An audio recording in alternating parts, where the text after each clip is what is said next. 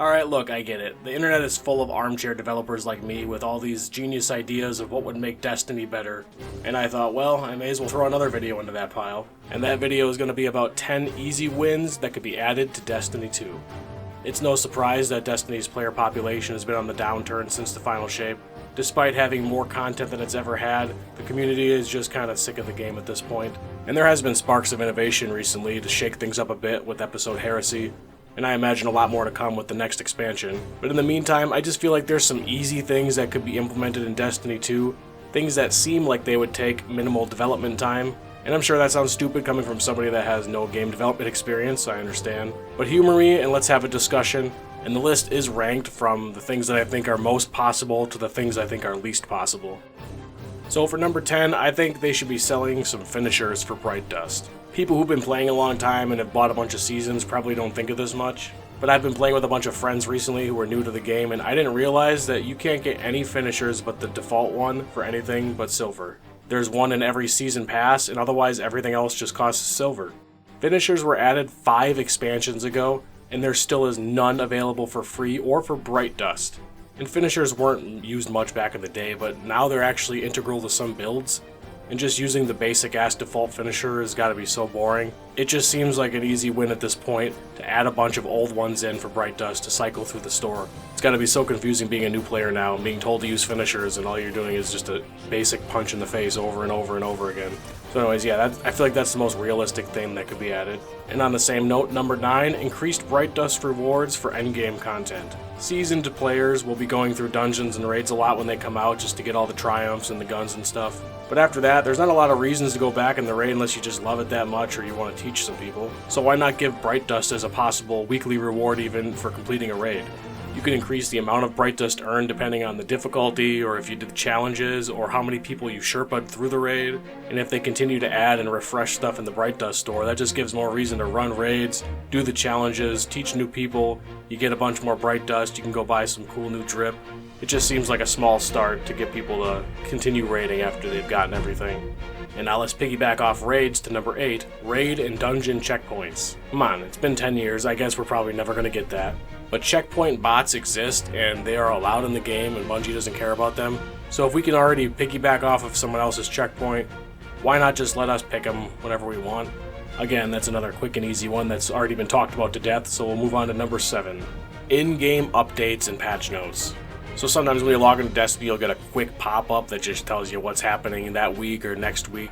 And those are pretty minimal with their information. And then after that, you just gotta go on Bungie's website to get the This Week at Bungie article and read about the rest of the things that are happening in the game.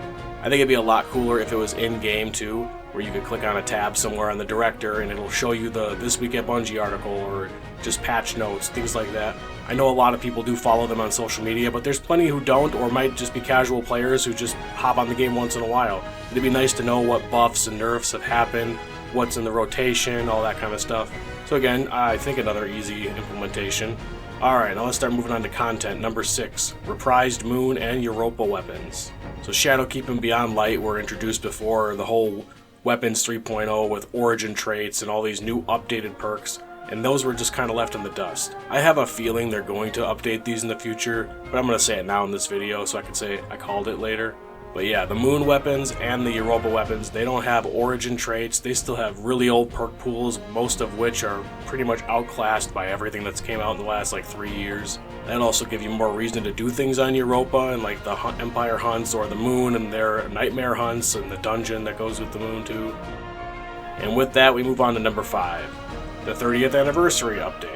So it's a similar thing with the 30th anniversary pack.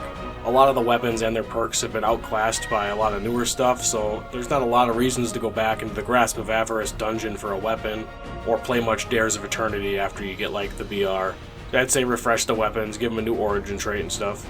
Maybe even updating Dares of Eternity to have things like the Loosened Hive or the Dread. Maybe add some new loot to it even, so people have a reason to go back in, maybe play the expert mode. I like Dares of Eternity and Grasp of Avarice, but it just seems like they kind of got left behind, and I think they could just use a little facelift, just some updated gear and things to chase. Alright, so number 4 is going to be kind of a big one, and it's going to encompass a lot of stuff because I didn't want to waste individual spots on this. But one part of it is adding a master version of some of the old dungeons and raids.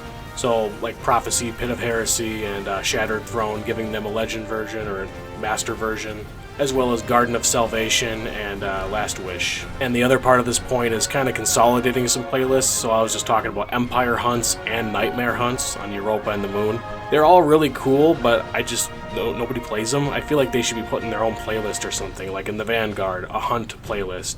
I know that one's a little weird, but that stuff just kind of got left behind, and I mean, people will complain if they take it out of the game, and I'd rather have it in the game, so you may as well make it a pinnacle every week to run on like 3 hunts, something.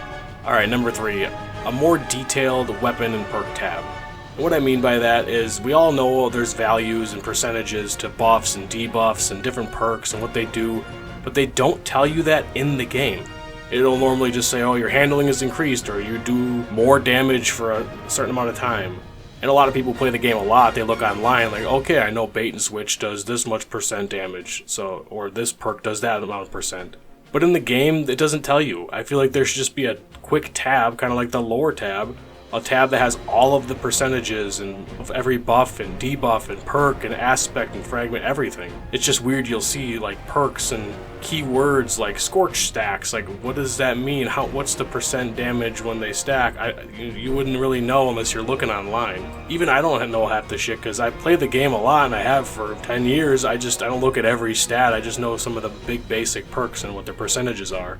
It's just weird to me that they don't put that in the game. Like, you have to look online. There are clearly values for it, just put it in the game in a tab. There you go. Now everybody knows and they can build around that.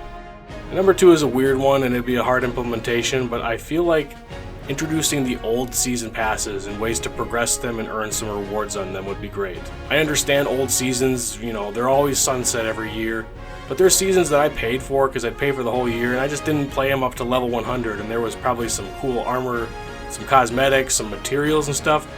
I mean, I paid for them, and a lot of other games like the Halo Infinite, they let you progress whatever battle pass you want. They don't expire. You can click back on it. If I want to go back to Season of the Splicer and work on my battle pass, I feel like I should be able to. I'm not asking for progression on all at once. You could pick one or the other. That would also drive up engagement. Some people want to come back to the game. They could go back and work on all those old passes. And hell, there's even more motivation for Bungie to do this because they could still sell the old passes at a cheaper price. I know the seasonal activities and all that stuff was taken out. You're basically just buying the pass. I'd say if you didn't own the pass before and you're new to the game, they should let you buy some of the old ones. I mean, hell, you should make some of the really old ones just like 100 silver and you got it, and it slowly works its way up until you get up to the most recent seasons. But as of right now, that contributes a lot to the fear of missing out and gives a negative stigma to the game, because they've already sunset whole expansions, which has dealt a huge blow and it never recovered really. But the fact that you could also buy season passes, and once the year's over, once the season's over, you can't even get the stuff on that pass anymore. It's insane. So it just feels like it's a no-brainer implementation where Bungie can make a little bit of money. Hello, I like money.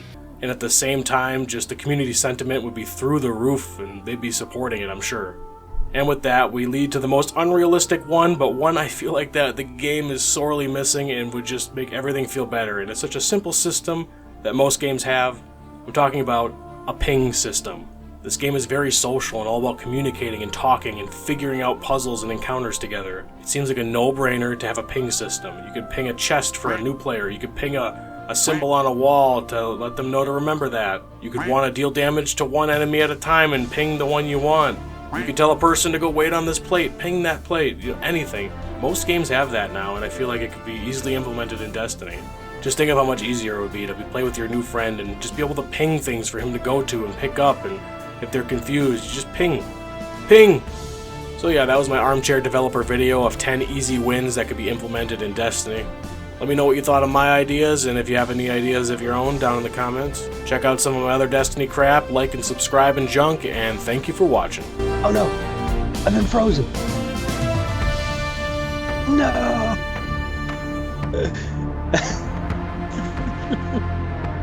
Just take him out for me, boys.